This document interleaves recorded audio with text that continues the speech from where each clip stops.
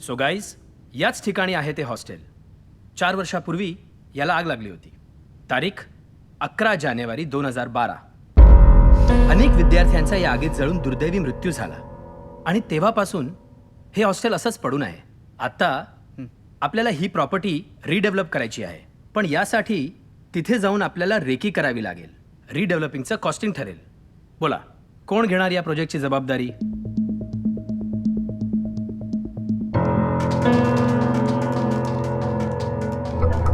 Impossible. Rahul, you are just impossible. Rahul, कंपनीमध्ये एवढी मोठी प्रोजेक्ट्स लाईनअप असताना तुला या भंगार प्रोजेक्टमध्ये काय इंटरेस्ट आहे? दिल की बात है सचिन, तू नाही समजेगा. तुझं हे असं मध्ये मध्ये हिंदीमध्ये बोलणं ना मला गंभीर वाटायला लागलंय. मी काय सांगतो ते ऐक. एक 1 नाईट स्टँड कर, म्हणजे फ्री होऊन जाशील. अरे तू काय वेडा आहेस का? तुला माहिती आहे या हॉस्टेलबरोबर मी खूप चांगल्या पद्धतीने रिलेट करू शकतो. असं काय? हे हॉस्टेल जळल्याची आणि माझ्या लग्नाची तारीख एकच आहे. हे हॉस्टेल आणि माझं आयुष्य एकाच दिवशी उद्ध्वस्त झालं. माझ्या आयुष्याची रिडेव्हलपमेंट मी करू शकत नाही, पण हॉस्टेलची करू शकतो. ये साहेब, देव आमच्यासारख्यांना आयुष्य देतो आणि या तरुण मुलांना आयुष्यातून असं अर्ध्यावरनं उचलून नेतो. वाईट वाटतं. अहो, 4 तास आग धगधगत होती.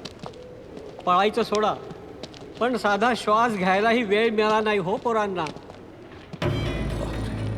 एवढं उकडतंय. फारच भयानक आहे सगळं. 122 मुलं होती त्यावेळी. कोणीच वाचलं नाही.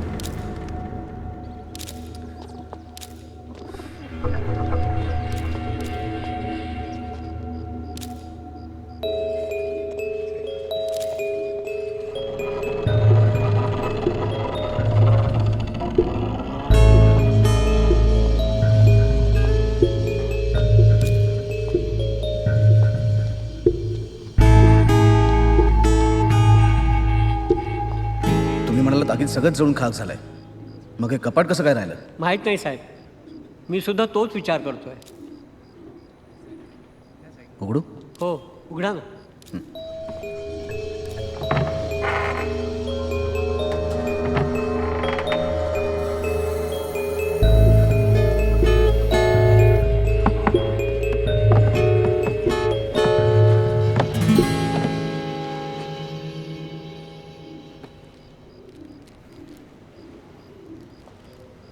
हे पकडा.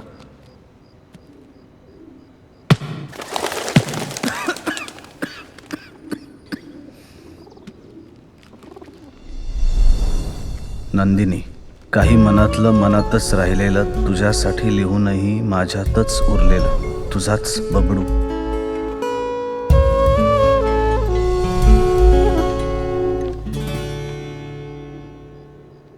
तुमची हरकत नसेल तर ही डायरी मी घेऊन जाऊ? न्या की साहेब, माझी काही हरकत नाही. हा, हे चल ना बाबा, तुझं झालं असेल तर जाऊया ना आपण. साहेब, हे घ्या, मी बाहेर थांबतो. हां, हे का आता? हे का वाचतोयस? सचा, प्रेम आणि आग यापैकी माणसाला सगळ्यात जास्त काय जाळतं रे?